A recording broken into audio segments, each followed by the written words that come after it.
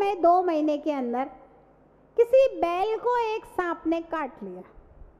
वह व्यक्ति गया और महाराज के बताए हुए मंत्र से उस बैल को झाड़ा, सांप का विष उतर गया और फिर वह अपने आप सहर्ष आया, बोला महाराज मैं भी आज से मिथ्यात्व और मिथ्या मंत्रों के जपने का त्याग करता हूँ, क्योंकि आपके बताए हुए मंत्र से बैल का जहर उतर गया, बैल का उतर गया तो सबका उतर जाएगा, किसी का भी उतर जाएगा। तो इस प्रकार से मिथ्यात्व के प्रति शांति सागर जी महाराज का विशिष्ट त्याग का उपदेश रहा करता था। जब शांति सागर जी महाराज की समाधि हुई और समाधि के बिल्कुल अंतिम क्षण थे जिस समय, उस समय पंडित जगनमोहन शास्त्री ने कहा, बोले महाराज अंतिम उपदेश के रूप में आप पब्लिक से क्या कहना चाहते हैं, समाज से अंतिम उपदेश के रूप में। बस उस समय शांति सागर जी महाराज ने अपनी लड़खड़ाती हुई जबान से कहा, सम्यक दर्शन प्राप्त करो। इतना उपदेश था, अंतिम उपदेश शांति सागर जी महाराज का कि सम्यक दर्शन प्राप्त करो। सम्यक दर्शन ही मोक्ष महल की प्रथम सीढ़ी,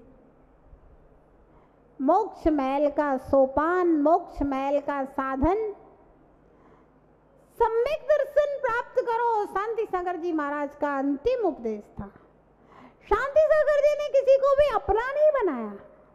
पंडित जगनमोहन शास्त्री थे, जब महाराज ने संलेखना ले ली तो वो गए, बोले महाराज अभी तक आपकी छत्र छाया में रहा करते थे, जब मन होता था तब आपके पास आ जाते थे, तत्व चर्चा, वार्ता, शंका समाधान सब आपके पास हो जाया करते थे, और अब आपने समाधि ले ली, अब हम किसकी छत्र छाया में रहेंगे। महाराज ने बड़ी अच्छी बात कही उस समय, बोले पंडित जी ये तो बताओ मैं किसकी छत्र छाया में रह रहा था अभी तक, तुम हमारी छत्र छाया में थे, हम किसकी छत्र छाया में रह रहे थे। पंडित जी ने कहा महाराज आप तो धर्म की छत्र छाया में रह रहे थे।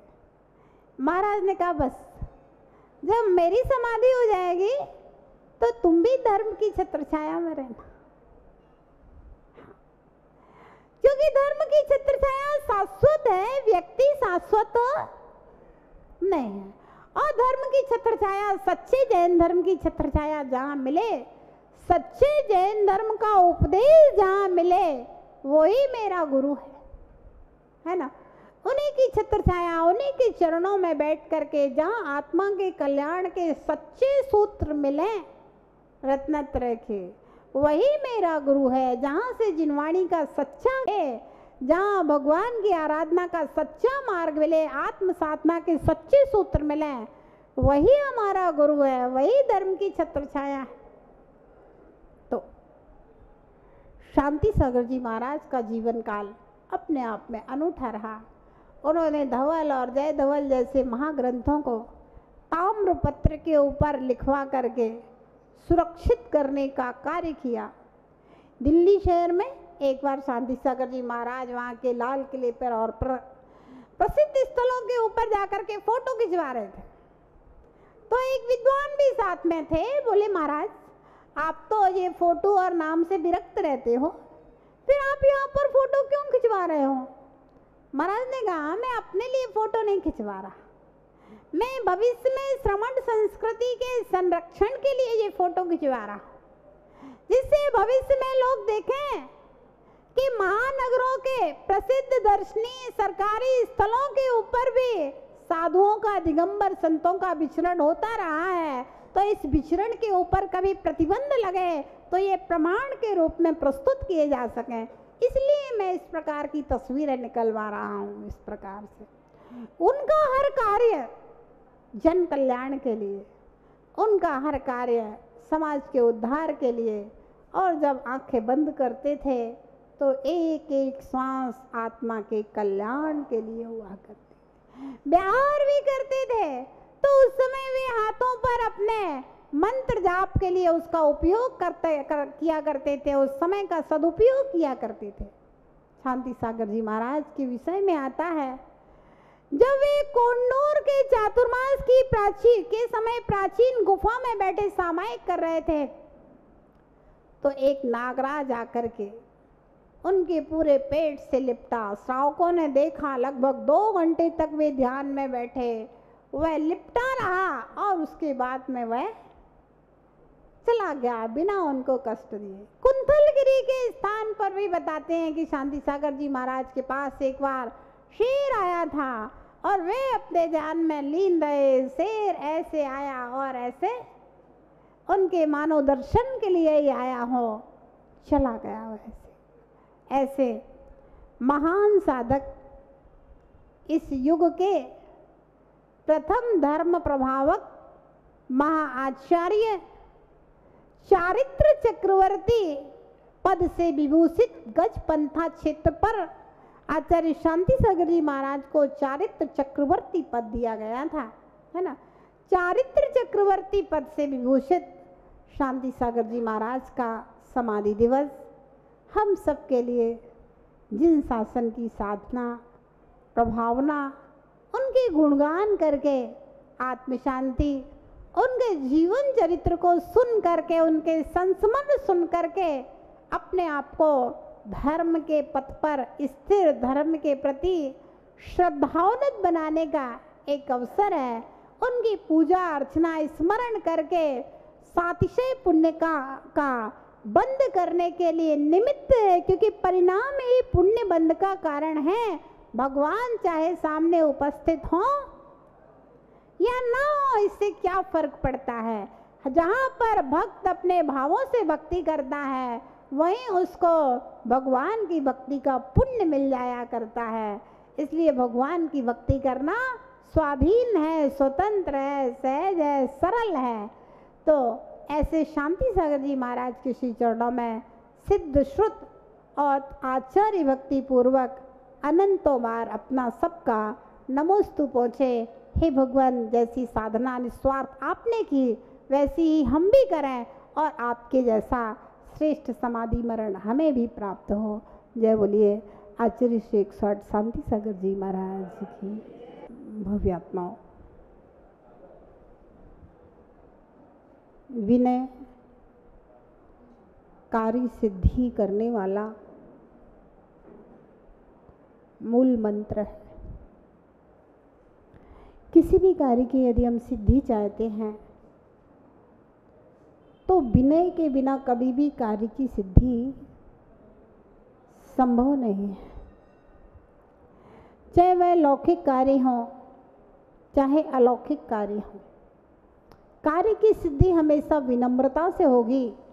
अहंकार से कभी भी कार्य की सिद्धि नहीं होती है। बताया था 5 प्रकार की विनय मूलाचार महाग्रंथ में कही गई है। लोकानुवृत्ति विनय, अर्थ निमित्तक विनय, कामतंत्र विनय, भय विनय और मोक्ष विनय। लोकानुवृत्ति विनय संसार के प्रवर्तन के लिए जो विनय की जाती है।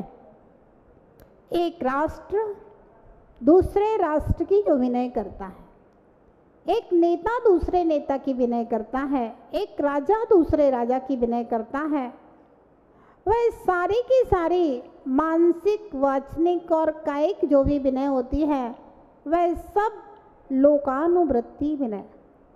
माता पिता के चरण स्पर्श करना लोकानुवृत्ति विनय।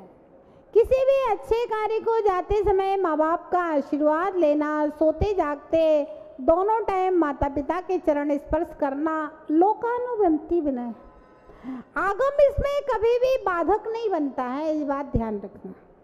हमारा जैन धर्म, जैन शासन कभी भी लोक व्यवहार का निषेध नहीं करता है। प्रकाश जी, जब लोग, सुरेश जी, अर्थ का अनर्थ निकालते हैं, शब्दों का सही अर्थ नहीं निकालते हैं, कहीं का रोरा, कहीं का ईंट, कहीं का कुछ इधर का उधर जोड़ते हैं, तब वे अर्थ गलत निकालते हैं। तो ऐसा लगता है कि जैन शासन लोक व्यवहार का लोप करता है।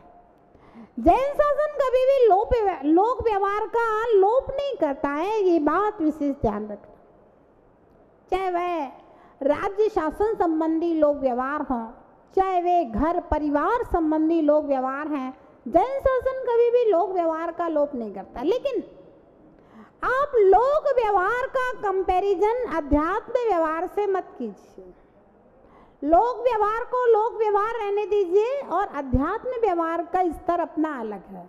अगर आप कंपैरिजन करने लगेंगे, तुलना करने लगेंगे, तो फिर दिक्कत हो जाएगी। एक जगह कहा गया था, बताया था मैंने अभी, कि माता पिता भगवान से भी बढ़कर है। माता पिता का स्थान पूज्यता भगवान से भी ज्यादा ऊपर है। लॉजिक दिया, उसमें कारण दिया। बोले भगवान तो लोगों को सुख और दुख दोनों देते हैं, लेकिन माता पिता सिर्फ सुख ही देते हैं, इसलिए माता पिता भगवान से बड़े हैं, माता पिता भगवान से बढ़कर हैं। ध्यान रहे, भगवान भगवान ना वो किसी को सुख देते हैं, ना वो किसी को दुख देते हैं। भगवान वीतरागी हैं, ये भगवान की व्यवस्था है। हाँ, जो उनका अपमान करता है, जो इनके प्रति बुरे भाव रखता है, तो उसे अपने आप पाप कर्म का बंध होता है, वो दुख पाता है। भगवान अपने आत्मा में लीन है। और भगवान को कोई अष्टद्रव्य से पूजा भी करता है, भगवान की दिन रात जो जाप भी करता है, भगवान उसे आंख खोल के भी नहीं देखते, ना हाथ उठा करके आशीर्वाद देते हैं। भगवान तो वीतरागी है, वे अपने ध्यान में लीन है। और जिस दिन हमारे भगवान महावीर अगर किसी को आशीर्वाद देना शुरू कर देंगे, उस दिन हम उनको भगवान मानने के लिए तैयार, उस दिन से हम उनकी पूजा करना बंद कर देंगे। जिस दिन भगवान महावीर किसी को श्राप देना शुरू कर देंगे, ओ तूने मेरे मंदिर में गंदगी की है, तुमने ऐसा किया है, हमारा अपमान किया, आप तुम्हें श्राप देते हैं। जिस दिन भगवान महावीर श्राप देना शुरू कर देंगे, उस दिन से हम उनको भगवान मानना बंद कर देंगे, उनकी अष्टद्रव्य से पूजा करना बंद कर देंगे, उनका अभिषेक करना बंद कर देंगे, क्योंकि हमने उनको भगवान माना है जो वीतरागी हैं, राग द्वेष से रहित हैं, ना राग करते हैं ना द्वेष करते हैं, वे संसार को देखते ही नहीं हैं, वे तो मात्र अपनी आत्मा को देखते हैं। ये बात अलग है कि संसार उनको दिखता है। दिखना और देखना, राकेश जी, दोनों में बहुत अंतर है। दिखना अलग चीज है और देखना अलग चीज। हम यहाँ बैठे हैं, मेरी दृष्टि मान लो 1 किलोमीटर तक को देख सकती है, तो हमें 1 किलोमीटर तक की वस्तुएं बिना व्यवधान के दीवार सामने नहीं हो तो हमें दिख सकती हैं, लेकिन हम देख किसे रहे हैं, ये अलग। दिखना हमारी दृष्टि की निर्मलता पर निर्भर है, और देखना यानी कि हमारा उपयोग किसमें लगा है, उसको हम देखना कहते हैं। भगवान का उपयोग किसी को देखने में नहीं लगता। आज तक भगवान ने अपने किसी भक्त को देखा नहीं है। भगवान सिर्फ अपनी आत्मा के अनंत सुख को देखते हैं, उसी में लीन रहते हैं, उसी को अनुभूत करते हैं। हाँ, भगवान को सारे भक्त और अभक्त सब दिखते हैं। जैसे दर्पण में हमें अपना चेहरा दिखता है, ऐसे भगवान के ज्ञान में सब झलक रहा है, और भगवान शुद्धात्मा अपने आप में लीन है। तो ध्यान रहे, लोक व्यवहार का लोप जैन शासन कभी नहीं करता, लेकिन अध्यात्म व्यवहार अलग है और लोक व्यवहार अलग है। तो भगवान ना किसी को सुख देते हैं और ना किसी को दुख देते हैं, वे तो वीतरागी हैं।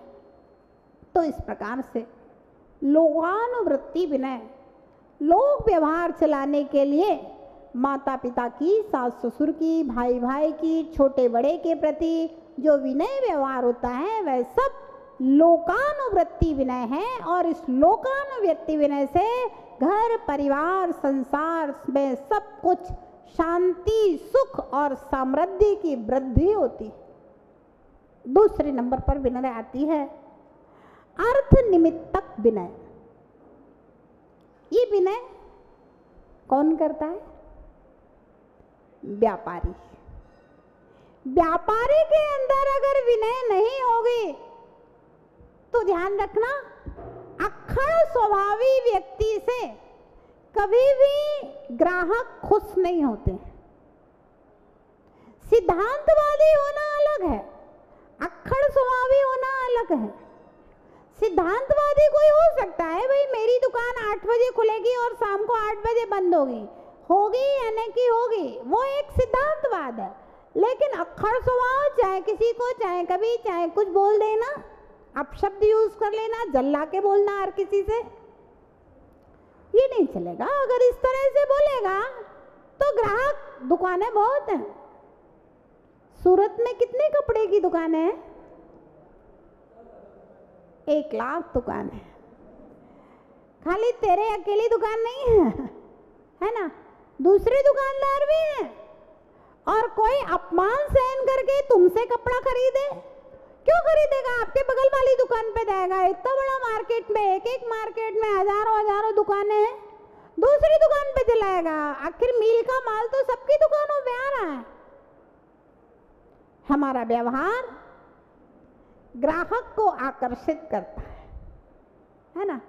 विनय होती है। ग्राहक कभी जोर से भी बोल देता है, फिर भी दुकानदार प्रेम से बोलता है, क्योंकि माल हमें बेचना है।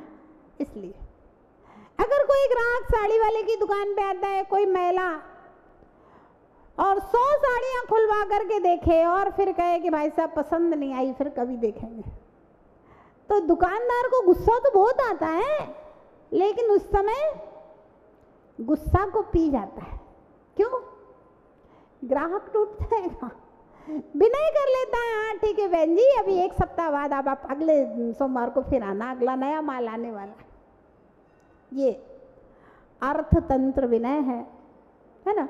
कोई सेल टैक्स ऑफिसर आ गया, इनकम टैक्स ऑफिसर आ गया, तो हाथ जोड़ करके साहब चाय चाहिए, पानी चाहिए, नाश्ता ला करके अर्थतंत्र विनय है। अगर ऑफिसर से अगर तेज बोलेगा ना तो समझ में आ जाएगा, तुम्हारी सारी फाइलें एक किनारे रख जाएंगे, पूरे वही खाते हैं ना, पूरे जब्त करवा देगा तुम्हारे। अर्थतंत्र विनय।